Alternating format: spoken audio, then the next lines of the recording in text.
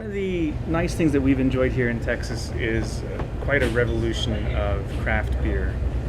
The main feature that has basically kept us in business since 1986 is that we got known for having import beers.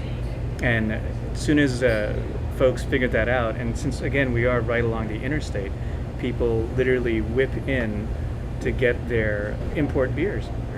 And we've evolved with the Texas industry basically. Real ale was on the scene a dozen or so years ago, and we stocked all the real ale stuff. St. Arnold's, all the local breweries started coming on the scene, and we stocked them, and people came here for that. And there's a continued flood of local breweries in particular, and the idea of having our own beer as a brew pub is just concomitant with the idea of presenting good beer in general. I think it's the perfect homage to the beer gods, basically, to be able to present our own beers along with all the wonderful offerings that are from throughout the state. A 7-barrel system will sit back there making our own beer, which hopefully the federal government is about to give us the permission for doing just that. We've already gotten from the state the proper licenses. It's just the federal government is going to comply as well shortly. If you're familiar with Indian cooking, it tends to be spicy. And since the subcontinent there were for hundreds of years under the English rule, English ales go really well with Indian food. In fact, even English ales evolved over time to marry themselves towards how Indian food is spicy. So we're not only concentrating on English styles, but also Belgian styles that also go very well with Indian food.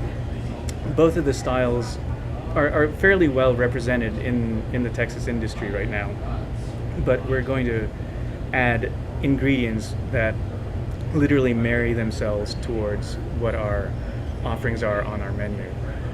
For instance, our first ale will be a post-colonial IPA, high in gravity, about roughly 9.5%, and something that you enjoy in an 8-ounce pour. In that beer, in and of itself, we're using old school types of hops and grains that are more emblematic of the English style, the original English style, less of the American style. And then on top of that, we're adding small amounts of like lemongrass and orange peel, grapefruit peel, and just a touch of honey that give it the added nuance of being like a tea and a juice that would go really well in cooling the flavors of what you would have with the spicy food. That in and of itself, our first beer, is very emblematic of what we're going to be presenting all throughout the year. Over a dozen different kinds of ales. Ales mostly. We're not completely prepared to present any lagers or pilsners because of the brewing process is so different.